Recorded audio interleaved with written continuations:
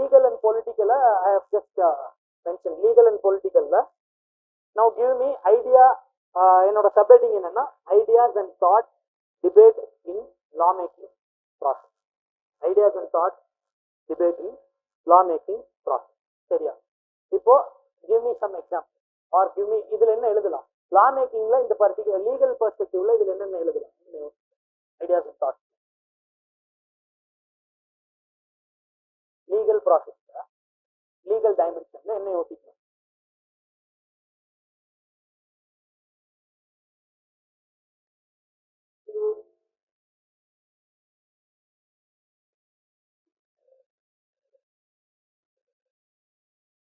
Rules நிறைய இருக்கு.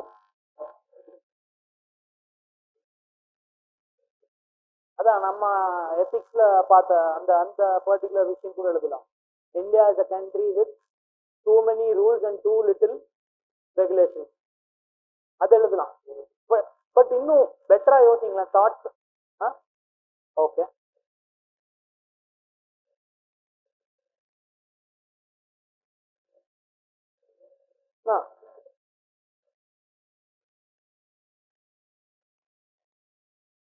they've been uplifted.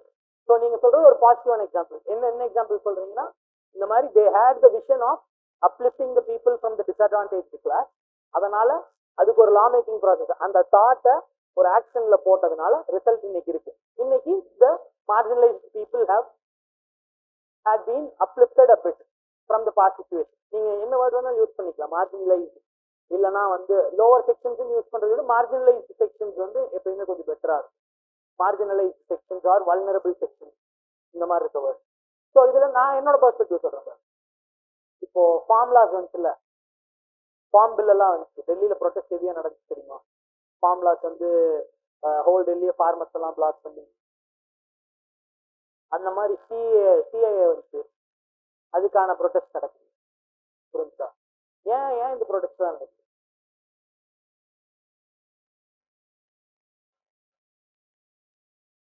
இதோட தாட் என்ன, ஐடியா என்ன, இதுல ஆக்ஷன் இதுல என்ன?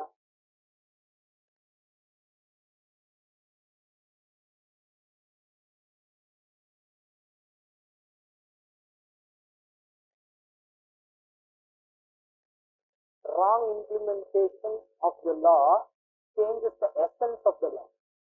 புரியுதா? இப்போ போட்டா ஆக்ட்னு ஒன்று இருந்துச்சு, டாடா ஆக்ட்னு ஒன்று இருந்துச்சு, எல்லாமே ரிப்பீல் பண்ணிட்டான். Prevention of terrorism act, terrorist activity disputes act, நம்ம 2003 இந்த ஆக்ட் எல்லாம் ரிப்பீல் பண்ணிட்டாங்க. இப்போ ஃபார்முலாஸ் ரிப்பீல் பண்ணிட்டாங்க.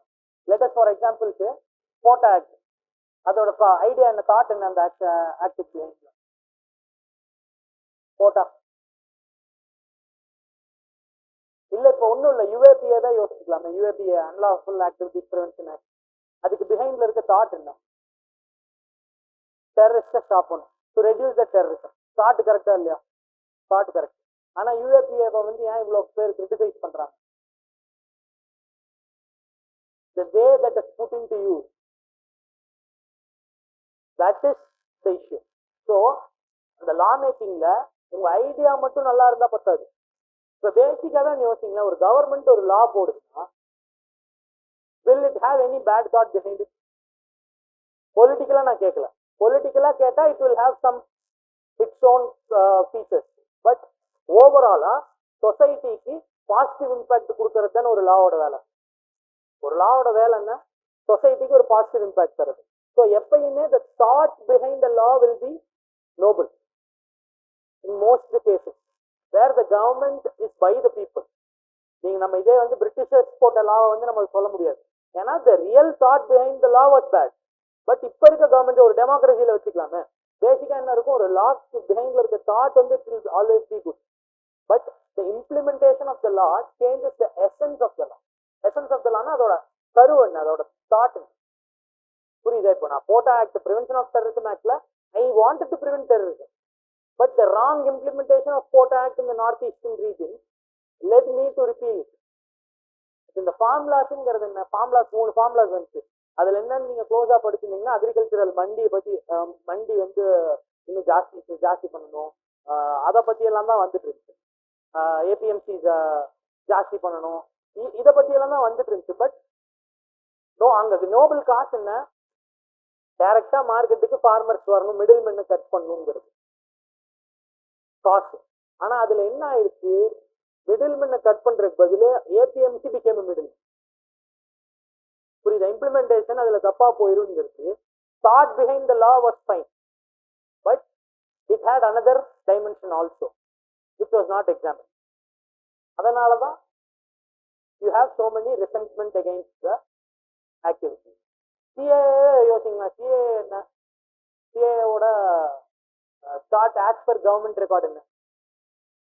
நான் கேட்கறதுக்கு இந்த கவர்மெண்டோட ஒரிஜினல் ஸ்டார்ட் என்னன்னு கேட்கிறேன்.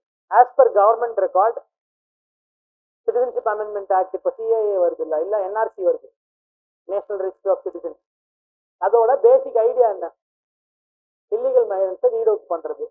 சிஏஏ அமெண்ட்மெண்ட் என்ன கொடுத்துச்சு, அதுல இருந்து வந்த minority in other country, minority அவங்களோட இப்போ கவர்மெண்ட் எல்லாரும் சொல்றது என்ன, நீங்க எப்படி வந்து பங்களாதேஷ் பாகிஸ்தான்ல இருக்க முஸ்லிம்ஸ்க்கு சிட்டிசன்ஷிப் தர மாட்டேன், பட் ஹிந்துஸ்க்கு மற்ற இதுக்கெல்லாம்.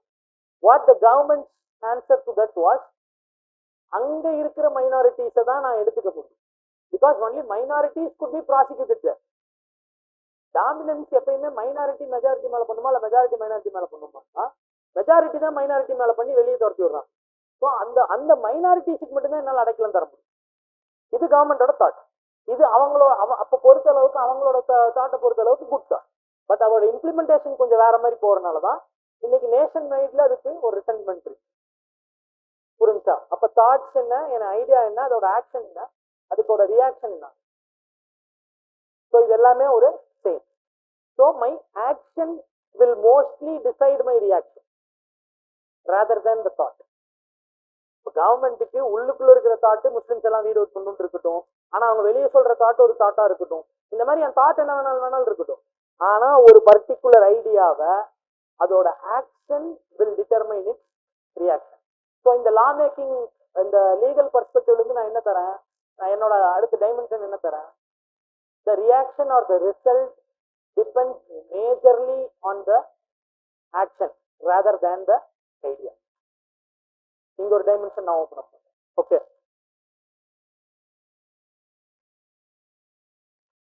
அடுத்து இதுக்கே வந்து இன்னொரு பெர்ஸ்பெக்டிவ் எனக்கு கொடுங்களேன். இந்த லீகல் பெர்ஸ்பெக்டிவ்ல இன்னொன்னு ரொம்ப ஃபேமஸான ஒரு எக்ஸாம்பிள் இருக்கு. கான்ஸ்டியூண்ட் அசம்பிளில while introducing president's rule and emergency, Ambedkar had a speech. He said that this is an extreme measure. These articles are extreme measure and I hope it is not put into use. And I hope it is not put into use. அப்படிங்கிறது அவர் சொல்லிதான் என்னோட thought. இதெல்லாம் எக்ஸ்ட்ரீமா ஒரு situation நடந்துருச்சுன்னா emergency வரணும், இல்லை president rule வரணுங்கிறது thought. ஆனா I hope that it is not put into use. என்னோட தாட்டை ஆக்ஷனாவே எடுத்துட்டு வர வேணாம், because it is better if it is not put into use. When that is put into use, it means that the nature of the state is not fine. The state is not in a good condition. So in Constituent Assembly there were some opposition for the President rules under Article 356 of the Constitution. Answering the Assembly, Dr. B.R. Ambedkar said that it is an extraordinary measure to face some unprecedented situations. It would be used as the last resort.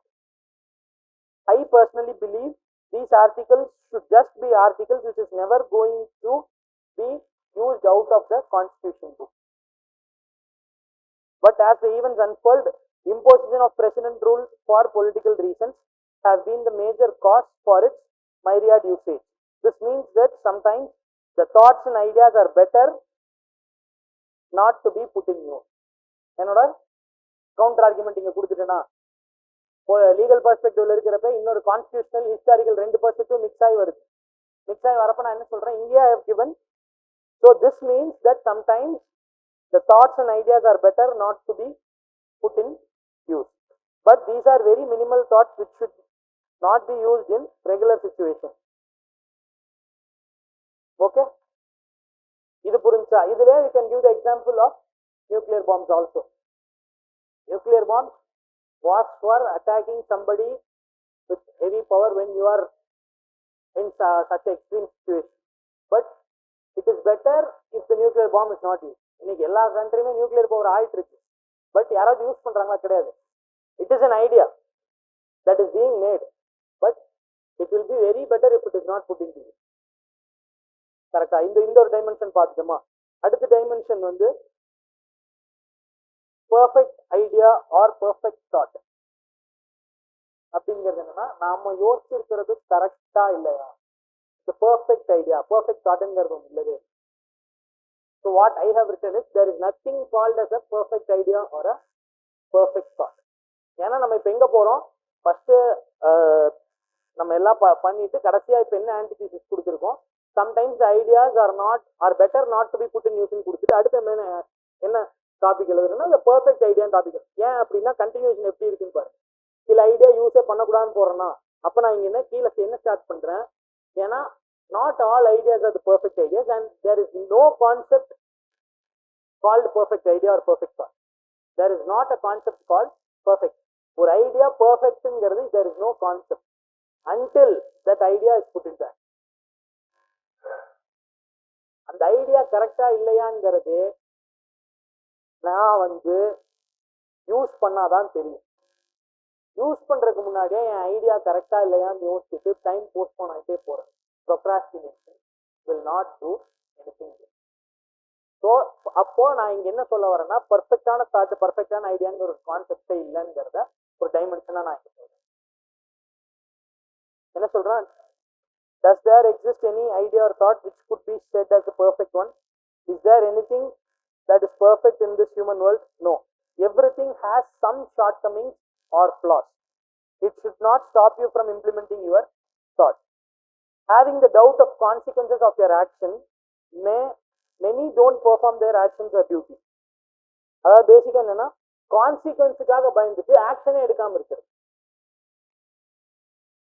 So yes, it is their duty to take actions regarding their thoughts, the consequence of which should be faced. ஒரு விஷயத்தை நம்ம யோசிக்கிறோம், ஒன்று பண்றோம்னா there is two sides of a coin னு சொல்லுவாங்க.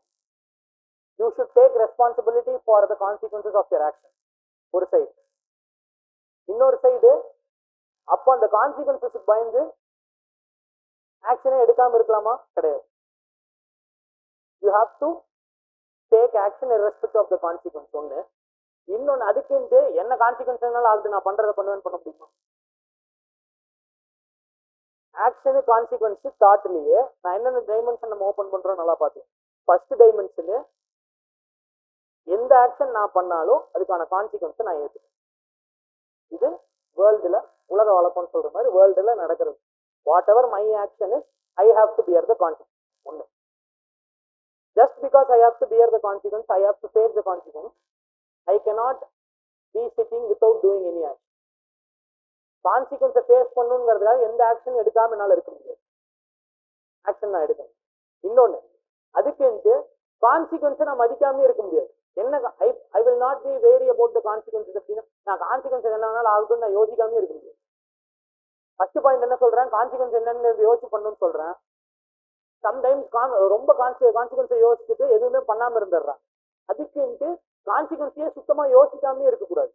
தேர் should be a middle ground where you also think about the consequence, but at the same time you also put it into action. கான்சிக்வன்ஸை தெரிஞ்சு உங்க ஆக்ஷனை கொஞ்சம் மாடிஃபை பண்ணலாமோ தவிர action எடுக்காம இருக்கலாமான்னு கேட்டா கிடையாது. So ஒரு டாபிக்ல என்னென்ன டைமென்ஷன் ஓப்பன் பண்றோம்னு புரிஞ்சா, தாட்டு ஆக்ஷனு கான்சிக்வன்ஸ் இருக்கு. கான்சிக்வன்ஸுக்கு பயந்துட்டு ஆக்ஷன் எடுக்காம இருக்காது. அதுக்குன்ட்டு கான்சிக்வன்ஸுக்கு சுத்தமா பயப்படாம எல்லா ஆக்ஷன்ஸும் பண்ணாத. பேசிக்கா நீ என்ன ஆக்ஷன் பண்ணினாலும் அதுக்கான கான்சிக்வன்ஸ் நீ ரெஸ்பான்சிபிளா இருக்கு. புரியுதா? 3. So how I have written is, having the doubt of consequences of the action, many people do not perform their duty. Yes, it is their duty to take actions regarding their thoughts, the consequence of which should be faced by them. Next line, the thought of consequence of your idea should not stop the very essence of the idea. The thought of consequence of your particular idea should not stop the very essence of the idea. Being wary of the consequence is different from not being brave enough to face it. இந்த line நல்லா புரிஞ்சுக்கோங்க.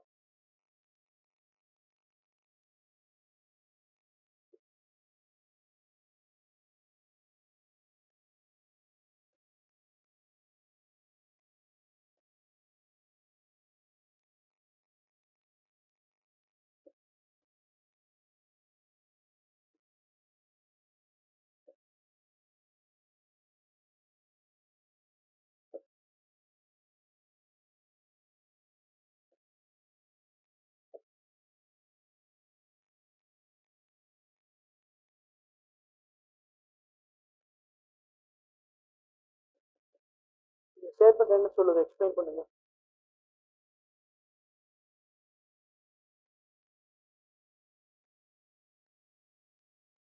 இந்த particular statement what does it try to say?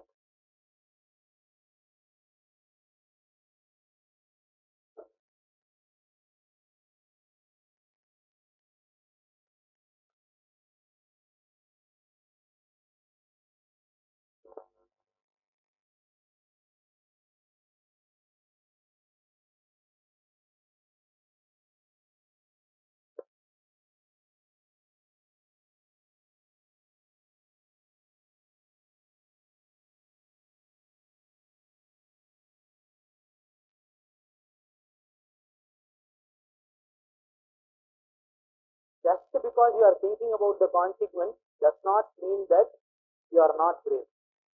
அதாவது ஒரு விஷயம் பண்ணா அதாவது எப்படின்னா இப்போ நான் ஒரு விஷயம் பண்ண போறேன், அந்த விஷயத்துக்கு என்னென்ன கான்சிக்வன்ஸ் இருக்குன்னு யோசிக்கிறது தப்பு கிடையாது. நல்லா புரிஞ்சுக்கணும்.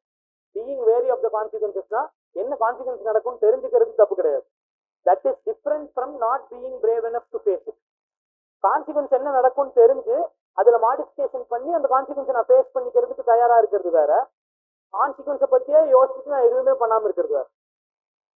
Two different thing. அதுக்கு கான்சிக்வன்ஸை பத்தி சுத்தமா யோசிக்காம எந்த விஷயமும் பண்ணக்கூடாது. கரெக்டா? எந்த ஒரு விஷயமுமே அதோட கான்சிக்வன்ஸ் என்னன்னு கொஞ்சமாவது யோசிச்சுட்டு பண்ணணும், ரொம்ப யோசிக்க கூடாதுங்கிறது தான் இங்க பாயிண்ட். என்னன்னா you should not be overthinking about the consequence, but you should be thinking about. So அதுக்கு என்ன லைன் எழுதியிருக்கோம்? You should be wary of the consequences when acting upon something, but you should act upon. ஒரு விஷயம் பண்றப்போ அதோட consequences என்னன்னு தெரிஞ்சுதான் பண்ணணும். ஆனா அந்த விஷயத்த பண்ணணும். கான்சிக்வன்சஸ் என்னன்னு யோசிச்சு யோசிச்சு யோசிச்சு யோசிச்சு அந்த விஷயத்த நான் பண்ணாம விடக்கூடாது. புரிஞ்சா? ஸோ இது ஒரு பெர்ஸ்பெக்டிவ் நான் எழுதியிருக்கு. இன்னொன்னு யூ கேன் ஈவன் இதுல வேற என்ன எக்ஸாம்பிள்ஸ் தரலாம், வேற என்ன பெர்ஸ்பெக்டிவ்ஸ் இருக்கோம் யோசிக்கலாம். நம்ம என்னென்ன பெர்ஸ்பெக்டிவ் இதுல போயிருக்கோம்? ஹிஸ்டாரிக்கல் யோசிச்சோம், எக்கனாமிக்கல் யோசிச்சோம், பொலிட்டிக்கல் லீகல் யோசிச்சோம், ஜியாகிரபிக்கல் என்விரான்மெண்டல். இதுல ஜியாகிரபிக்கல் என்விரான்மெண்டல் கொடுக்கலாம், clean air, pollution free, climate change. இது எல்லாமே concept, thoughts, unless put into action. இப்போ COP28 கான்ஃபரன்ஸ் ஆஃப் பார்ட்டிஸ் எல்லாம் நடக்குது இல்ல, அதில் நடக்கிறதெல்லாம் தாட்ஸ். அதையெல்லாம் ஆக்ஷன்ல யார் போடணும்னா government. Unless the government implement environmental policy, you are not going to escape from climate. கரெக்டா? ஆனா everybody has a Nobel thought, climate change ஆகிட்டு இருக்கு, எப்படி ஒன்று பொல்யூஷன் கம்மி பண்ணணும். ஆனா till you start implementing non-polluting measures, you will not be free. புரிஞ்சா? இப்ப எப்படி நம்ம ஒவ்வொரு டைமென்ஷன்ல கவர் பண்றதுன்னு புரிஞ்சா? ஒரு தாட்டை யோசிச்சிட்டோம், ஒரு விஷயத்தை யோசிச்சுட்டு ஒரு பர்டிகுலர் டாபிக்கு நம்ம இந்த பெர்ஸ்பெக்டிவ் எல்லாம் எப்படி கவர் பண்றதுன்னு தெரியுதா? ஸோ இந்த பெர்ஸ்பெக்டிவ் இருக்குமா, இது கவர் பண்றோம். எல்லாமே கவர் பண்ணணும்னு முக்கியம் இல்லை. ஆர்கானிக்கா உங்களுக்கு சிலதெல்லாம் வரலைன்னா விட்டுறலாம். பட் உங்களுக்கு ஒருவேளை இப்போ பாயிண்ட்ஸ் கிடைக்கலன்னு வச்சுக்கோங்க, நான் பேஜ் ஃபில் பண்ண முடியல, இன்னும் 4 பேஜ் இருக்கு, நான் இங்கேயே கன்க்ளூஷன் எழுதி முடிக்க முடியாது. அப்போ நான் அடுத்து என்ன பண்றேன், சரி இதுல என்னென்ன பெர்ஸ்பெக்டிவ் இருக்கு, பேலன்ஸ் என்னென்ன பெர்ஸ்பெக்டிவ் நான் இன்னும் அட்டன் பண்ணாம. ஸ்போர்ட்ஸ் என்ன கொடுக்கலாம் ஐடியா? அடுத்த டாபிக்ல நான் ஸ்போர்ட்ஸை பத்தி ஒரு ஐடியா கொடுத்துருந்தேன். இதுல இப்போ பேசிக்கா இதுல நான் கொடுக்கணும்னா, let us for example say all of you know something about cricket. You know that a Yorker ball has the less chances to be hit for a boundary. Yorker போட்டா அடிக்க முடியாதுங்கிறது நாலேஜ் எல்லாத்துக்கும் இருக்கு. யார்கர் போடணுங்கிறது தான் என் thought. எல்லாத்துக்குமே தெரியும். பேசிக்கா நம்ம கிரிக்கெட் பாக்குறோம்னா, you know if you put it in the leg, yorker போட்டாதான் ரன்னை கம்மி பண்ண முடியும் தெரியும். இது நாலேஜ் தான், இது எல்லாத்துக்குமே தெரியும். எத்தனை பேர் அதனால அதை போட முடியும் வேர்ல்டுல? That becomes the difference point. Difference factor என்ன ஆகுது? எத்தனை பேர்னால அதை கன்சிஸ்டண்டா பண்ண முடியும்? சிலர் அந்த ஆப்ஷனை எடுக்க மாட்டாங்க, நல்லா பாத்தீங்கன்னா. ஏன்னா யார்கர்ல 1 feet here or 1 feet there, you are surely going for a bound. Either it will become a full toss or a slot ball. அதனால சேஃப் பெட் என்ன, ஸ்டார்டர் லைன். ஸோ இதுதான் நம்ம போன டாபிக்ல பார்த்தது. போன டாபிக்ல நம்ம பார்த்தது என்ன, இதுதான். I know that doing that இப்போ யாருக்கருக்கு நான் ட்ரை பண்ண போறேன்னா ஐ ஹாவ் கான்சிக்வன்சஸ் மைண்ட்ல இருக்குன்னு வச்சுக்கோ. ஐயோ மிஸ் ஆயிடுச்சுன்னா பவுண்டரி போருங்கிற கான்சிக்வன்ஸ் மைண்ட்ல இருந்துச்சுன்னா நான் அதுக்கு அதை ட்ரை பண்ணாம நான் சார்ட்டர்ல இருந்து போயிடுவேன். ரொம்பவே அந்த கான்சிக்வன்ஸ் பத்தி யோசிக்கூடாது. ஆனாலும் I have to be very okay. இதுல என்னன்னா இஃப் ஐ ஆம் ஹேவிங் தட் கான்சிக்வன்ஸ் ஓகே இப்போ நான் ஃபுல் டாஸா போயிடலாம் இல்லை ஸ்லாட் பால் விழுந்துடலாம், அப்போ அதுக்கேற்ற ஃபீல்டு நான் வச்சுக்கேன். ஒருவேளை மிஸ் ஆயிடுச்சுன்னா ஃபீல்டு நான் வச்சுக்கேன். அதுக்கு நான் அதை ட்ரை பண்ணாம இருக்க மாட்டேன். இதுதான் தாட்ஸ். அதோட கான்சிக்வன்ஸ் ரிலேட்டடா ஆக்ஷன்ல போடாம இருக்கக்கூடாது. கான்சிக்வன்ஸை யோசிச்சு யோசிச்சு you should not leave any ideas without putting it into action. அதுக்குன்னு கான்சிக்வன்சஸ் யோசிக்காம நான் யாருக்கு தான் 6 பால் போடுவேன் 6 பால் ஃபுல் டாஸ் போடுவேன். அதுக்கான ஃபீல்டை ரெடி பண்ணி வச்சுக்கேன். கான்சிக்வன்சஸ் கொஞ்சம் தெரியும், அதுக்கான விஷயத்தை நான் ப்ரிப்பேர் பண்ணி வச்சு ஐம் ட்ரைங் ஃபார். ஸ்போர்ட்ஸ்ல ஒரு எக்ஸாம்பிள் ஆச்சா, புரியுதா? இதெல்லாமே தான் நீங்க சும்மா ஸ்டோரி மாதிரியே எழுதலாம். இப்போ நம்ம எவ்வளவு பெர்ஸ்பெக்டிவ்ல ஒரு விஷயத்தை பத்தி பாக்குறோம்ங்கிறது இருக்குல்ல. இப்போ ஒரு எஸ்ஏ இப்போ நீங்க பாக்குறப்ப நீங்க ஹிஸ்டாரிக்கலா ஒன்று எழுதிருக்கீங்க, சயின்டிபிக்கா ஒன்று பத்தி பேசுறீங்க, எக்கனாமிக்கலா பிளானிங் கமிஷன் பத்தி பேசுறீங்க, கான்ஸ்டியூண்ட் அசம்பிளி பத்தி பேசுறீங்க, ஸ்போர்ட்ஸ் பத்தி பேசுறீங்க, என்விரான்மெண்ட் பத்தி பேசுறீங்கன்னா your SA will look better. Okay, has knowledge in different parts. புரியுதா? உங்க ஜிஎஸ்ல எங்கெங்கெல்லாம் என்னென்னலாம் படிக்கிறீங்களோ அதை எப்படி இதில் இம்ப்ளிமெண்ட் பண்ண முடியும். அண்ட் ஆல்சோ அது போக you will be learning optional. So I guess most of you will be going for some humanities option. யாரும் டெக்னிக்கல் ஆப்ஷன்லாம் இருக்கிற மாதிரி எனக்கு தெரியல. யாராவது இங்க இன்ஜினியரிங் ஆப்ஷன்லாம் எடுக்க போறீங்களா? மோஸ்டா ஹியூமானிட்டிஸ் ஆப்ஷன் தான். சோசியாலஜி, பொலிட்டிக்கல் சயின்ஸ், இந்த 2 தான். 90% அது 2 தான். கரெக்டா? மேக்ஸிமம் ஆன்சரோ சுத்தி எல்லாருமே யூஆர் கோயிங் டு டேக் அது தானே.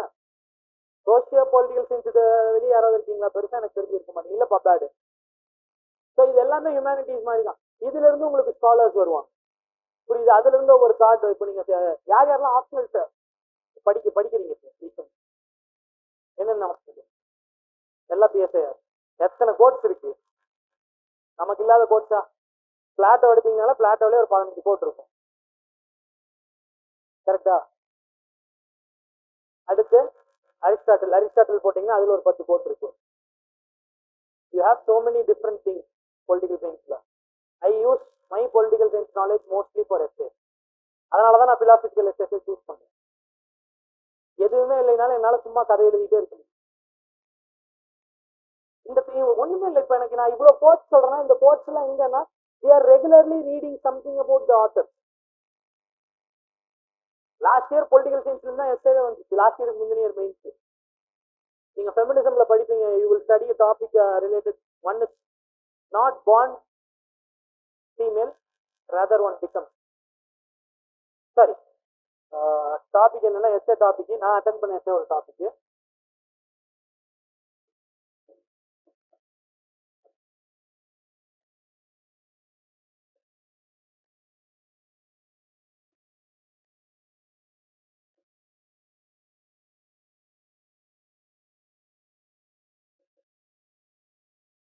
Topic of SA UPSC mains இது 2023 மெயின்ஸ்.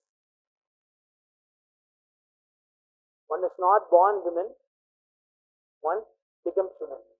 நீங்க ஃபெமினிசம் படிக்கிறப்போ இதுல ஐ கெஸ் 2 ஸ்காலர்ல சூசன் முல்லர் ஓகே, அப்படி இல்லைன்னா கேத்ரின் மெக்கன், 2ல ஏதோ ஸ்காலர் ஜெண்டர் ஜஸ்டிஸ்.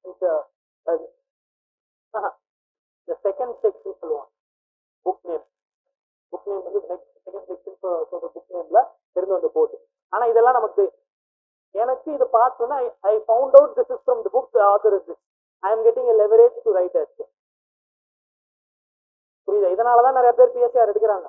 ஆனா it is very tough reading PSIR. Syllabus ஜாஸ்தி. இந்த டஃப்பான சாய்ஸை எடுக்கிறவங்களுக்கு sometimes that will help it like very few time. அதுவும் ப்ராப்பரா முதல் யோசிச்சு ஹெல்ப் பண்ணுதான் நமக்கு தெரியணும்.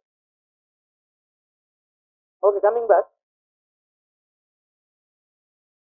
Next what we have written is, if you are waiting until you feel talented enough to make it, you will never make it. இப்போ நம்ம சொன்னதான் ஒரு டெஸ்ட் நான் எல்லாம் ப்ரிப்பேர் பண்ணிட்டு எழுதணும்னு யோசிச்சுட்டே இருந்தீங்கன்னா கடைசி வரைக்கும் டெஸ்ட் எழுத மாட்டேன்.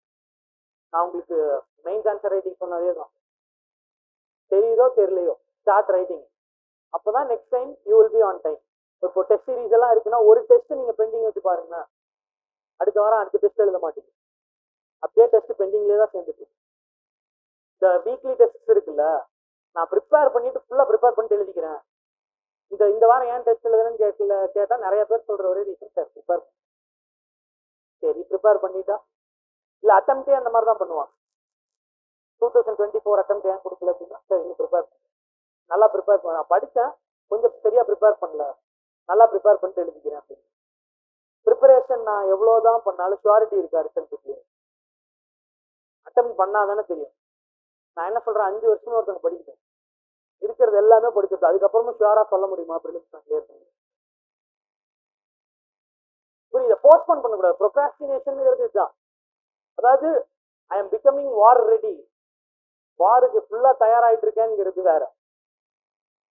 அது வார்ல போனாதான் நீ தயாரா இருக்கியா இல்லையானே தெரியும். வெளியவே உட்காந்துட்டு நான் இன்னும் தயாராகலன்னு you cannot say. You have to experience the war to know whether you are war prepared or not.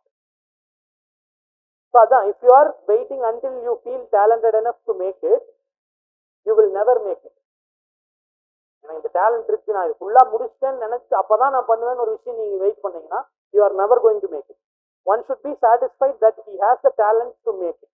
One should believe that he has something in him to make it. Attempting to make it in itself is a success. So அடுத்து நம்ம என்ன வரும், action. அந்த attempt எடுக்கிறதே it is a success. So now we are talking about the perspective of attempting something. Thoughts எல்லாமே இருக்கு, idea எல்லாமே இருக்கு, எனக்கு எல்லாமே பண்ணுங்கிறத விட ஆக்ஷன் எவ்வளவு இம்பார்ட்டன்ட்ங்கிறத பத்தி இங்க நம்ம பேசி நம்ம ஒரு பெர்ஸ்பெக்டிவ் சொன்ன தெரியுமா, அதுக்குன்னு எனக்கு ஃபுல்லாமே ஆக்ஷன், இது தாட்லயே நான் ஃபோக்கஸ் பண்ணிருக்க முடியாது. சம்டைம்ஸ் ஆக்ஷன் தான் ரொம்ப இம்பார்ட்டன்ட் ஆயிடுது. நான் யூபிஎஸ்சிக்கு எத்தனை ப்ரிப்பேர் பண்ணாலும் சரி, until I give my attempt, I will not know whether I am eligible or. நான் எவ்வளோ வேணாலும் மார்க் டெஸ்ட் எழுதுறேன், வீக்லி டெஸ்ட் எழுதுறேன், இன்ஸ்டியூட்ல கொடுக்குற டெஸ்ட் எழுதுறேன், என்ன வேணாலும் பண்றேன், but I will know whether I am ready or not only if I attempt. So attempting weighs more than the talent you possess. ஒரு விஷயத்தை attempt பண்றது is much more better than acquiring the talent. There never exists a perfect attempt. The next attempt will always be better than the previous. Basic idea in the world is, if you are failing in some attempt, the next attempt will be better. Because you know what are the mistakes that you have done. Mistakes analyze பண்ணாதவங்களுக்கு அது அடுத்த attempt நல்ல attempt சொல்ல முடியாது. But பேசிக்கா ஒரு attempt அதுல failure ஆயிருச்சுன்னா அதுல இருக்க மிஸ்டேக்ஸ் அனலைஸ் பண்ணி it is expected that the other next attempt will be a better attempt. So you cannot get better at something until you actually do it. ஒரு விஷயத்துல நீங்க மாஸ்டர் ஆக முடியாது till you perform it. Let us go back to the same sports example. Whatever sports you play, அந்த ஸ்போர்ட்ஸ்ல நீங்க ஒரு பிளேயரா எப்ப ஆவீங்கன்னா அதை விளையாட தான். இப்ப நம்ம அலெக்சாண்டர் தி கிரேட்னு ஏன் சொல்றோம்? அவருக்கு வார் நாலேஜ் ஃபுல்லா இருந்துச்சுன்னா அதுக்காக சொல்றோம். அவர் இத்தனை வார் he got involved in so many wars. Correct, அதனாலதான் அவர் கிரேட்னு சொல்றோம். Because he produced it, he attempted. So you will become a master of something only when you perform. ஒவ்வொரு ஸ்போர்ட்ஸ் எடுத்துக்கோங்க, ஒவ்வொரு ஃபீல்டு எடுத்துக்கோங்க. You can take whatever field you can. Abdul Kalam is a renowned scientist in India because he performed his duty. சயின்டிஸ்ட்ங்கிறது என்ன, எனக்கு thinking மட்டும் இருக்கு, ஃபுல்லா think பண்ணிட்டே இருக்கும் அப்படிங்கிற சயின்டிஸ்ட். சயின்டிஸ்ட்ங்கிறது அவங்களோட திங்கிங் ஆக்ஷன்ல போட்டு ப்ரூவ் பண்ணும். அதை பண்ணனாலதான் அவர் இன்னைக்கு ரெனவுண்ட் சயின்டிஸ்ட். எத்தனையோ பேர் அந்த ஐடியாலாம் வந்திருக்கலாம், ஆனா அவங்க சயின்டிஸ்ட் கேட்டா கிடையாது. Only once when you put it into action you become a master.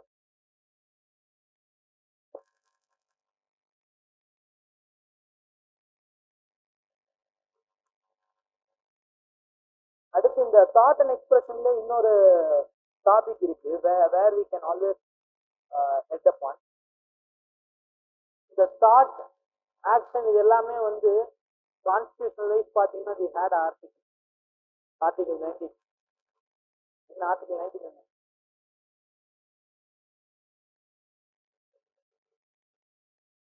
right to freedom of speech and expression, thought and expression. அப்படின்னா என்ன ஐடியா? இந்தியால every human being has the fundamental right to think, to express. அது ஏன் அந்த எக்ஸ்பிரஷன்ங்கிற class ஏன் வந்து புரியுது? ஒரு ஒரு ஒரு எஸ்ஐல நான் ஃபினிஷிங் பாயிண்ட்டுக்கு வரப்போ இது எழுதிட்டு வரேன். ரைட் டு திங்க் மட்டும் கொடுக்காம right to thought, speech and expression ஏன் கொடுத்துருக்காங்க? எதனால எக்ஸ்பிரஷன் கொடுத்துருக்காங்க? ஸ்பீச் அண்ட் எக்ஸ்பிரஷன் ஏன் கொடுத்துருக்காங்கன்னா, unless you put it in express whatever you think or talk, it is of no use. Fundamental rights அதான் assert பண்ணுது. என்ன அசர்ட் பண்ணுது? Until you express something, you have no use. The right of thought and expression could not be separate because அதை ஏன் செப்பரேட்டா எல்லாம் ஒட்டுக்க வச்சிருக்காங்கன்னா, speech without expression, thought without expression is zero. கரெக்டா? அதனாலதான் அந்த ரெண்டையும் கம்பைன் பண்ணி வச்சிருக்காங்க. ஸோ இந்த இதுல நான் என்ன எழுதுறேன்? I am writing about freedom of speech and expression.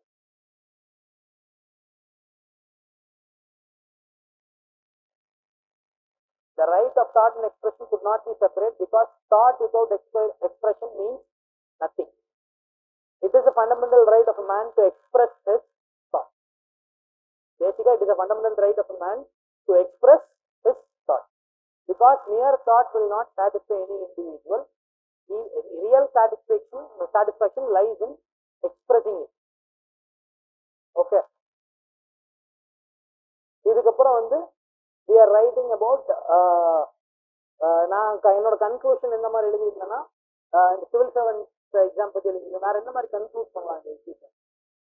Try thinking of conclusion. இப்போ இவ்வளோ பர்ஸ்பெக்டிவ் யோசிச்சிருப்போம். ஏதோ ஒரு கன்க்ளூஷனுக்கு ஒரு ஸ்டோரி மாதிரி கொடுங்க, இல்லை ஏதோ ஒரு கோட் மாதிரி யோசிங்க.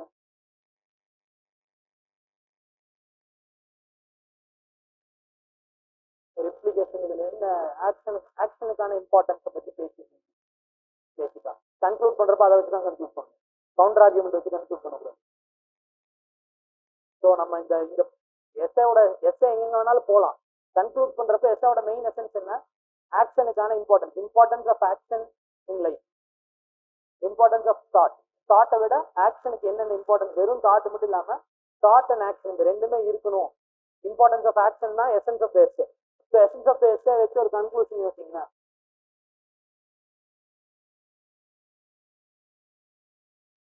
Think of any perspective. There are so many perspectives. ஏதோ ஒரு perspective யோசிங்க.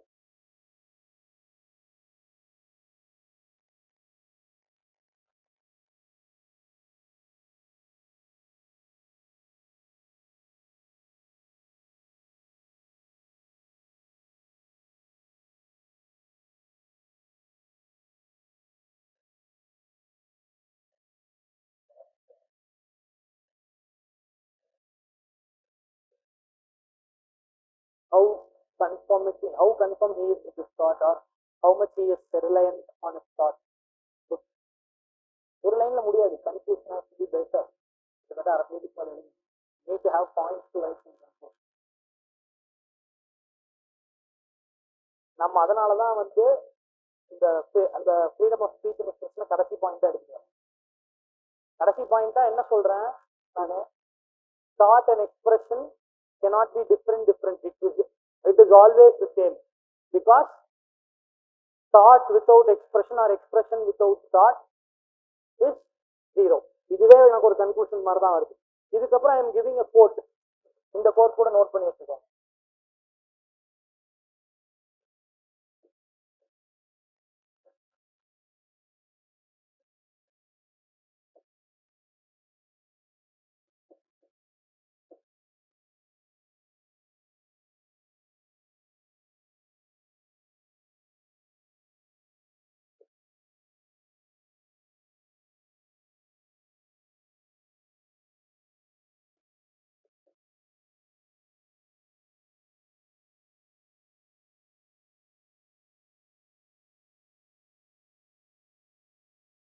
புரியுது? என்னோட கன்க்ளூடிங் இதுதான். இது வந்து எனக்கு ஒரு 2 years முன்னாடி நான் ஐபேட்ல wallpaper the quote. So I just thought of it. I thought I can incorporate that here. Hard work beats talent if the talent doesn't work hard. It means that whatever knowledge, whatever thought you have, until you work for it, you are not going to succeed. So I am completing my conclusion with this. And the scholar name வந்து Tim Notke.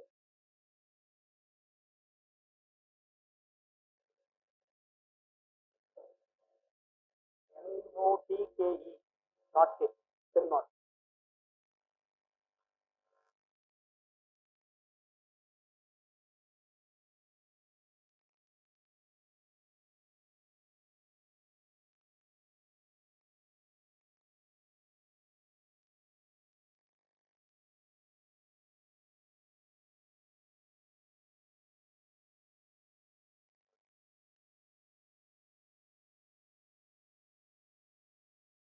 See, I searched something in the internet also. Right? Conclusion எப்படி பண்ணியிருக்காங்கன்னா, good thoughts and ideas are the seeds of change. Good thoughts and ideas are the seeds of change. But action is the soil in which they must be nurtured to grow, and then only you can get the fruit. Good thoughts and actions are seeds. Action is the soil in which they must grow, and then you can bear the fruit. The world has always been transformed by those who dared to act on their beliefs, turning their visions into reality. World has always been conquered by the people who tried to act upon their vision. Vision வச்சிருந்தவங்க மட்டும் இல்ல, பெரிய vision இருக்கிறவங்க மட்டும் world ஜெயிக்கும். விஷனை யாரெல்லாம் அந்த விஷனை நோக்கி பயணிச்சாங்களோ only they had a thing. As individuals and as a society, we must remember that inaction negates the potential of even the most profound ideas. Inaction will negate the potential of even some of the most profound ideas. To create a better future, we must channel our thoughts into purposeful action which will